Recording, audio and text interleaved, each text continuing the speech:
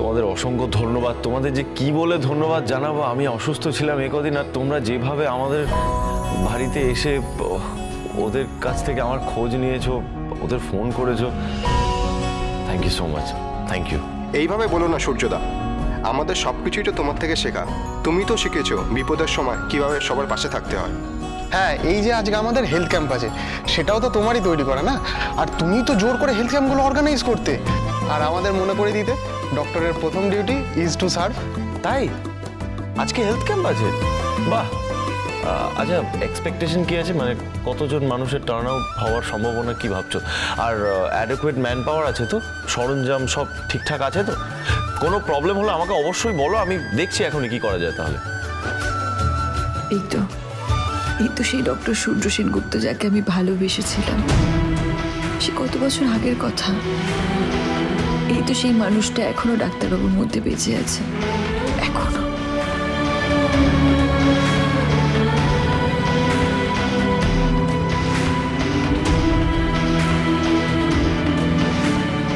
তুমি আসবে তো সূর্যদা?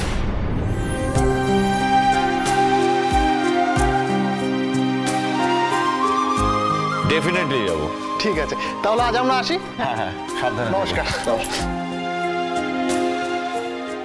আমি কেন মাথা নাড়ালাম? আমার তো সেই জায়গা ওনার জীবনে নেই। আমি কি করে? না, যে করেই হোক নিজেকে সামলাতে হবে। এই বাড়ি আগের মতন আবার সেজে উঠবে, আরো ঝলমল করবে। জানো প্রবীর, আমাদের সকলের ছবি আছে এই বাড়িতে, শুধু দীপার ছবি নেই। হ্যাঁ ঠিকই তো। তাই মন্দিরে যাওয়ার পথে দীপার ছবি আমরা কালেক্ট করে নেব।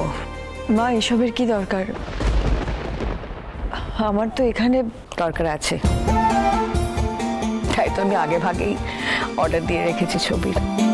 শোনো, এই বাড়িতে যখন সকলের ছবি আছে, তখন তোমার ছবি কেন থাকবে না? এই পরিবার যতটা সূর্যর, ততটা তোমারও। আসুন আসুন, আপনাদের জন্যই অপেক্ষা করছিলাম। আজ এতদিন পরে সেনগুপ্ত পরিবারের সবাই মিলে এলেন মায়ের কাছে পুজো দিতে। তবুও সকলে আসতে পারলো কই? আমার ছোট ছেলের বউ উর্মি আর তার বাচ্চা খুব অসুস্থ, প্রায় বিছানায় শুয়ে আছে। মায়ের কাছে প্রার্থনা করি ওরা তাড়াতাড়ি সুস্থ হয়ে উঠুক। আমি কিন্তু পুজোর সব আয়োজন করে রেখেছি। আপনি এত কম সময়ের মধ্যে এই আয়োজন করলেন, এটা আমাদের কাছেই অনেক বড় ব্যাপার। হ্যাঁ দিদিভাই, তুমি যে মায়ের জন্য শাড়ি আর গয়না এনেছিলে সেটা কোথায়? হে বাবা, একদম ভুলে গেছি রে, আমি বোধহয় গাড়িতে রেখে।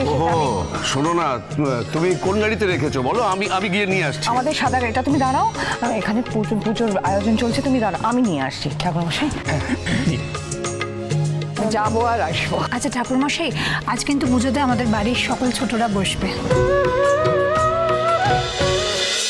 অনুরাগীর ছোঁয়া, সোম থেকে রবি রাত 9:30টায় স্টার জলসায়।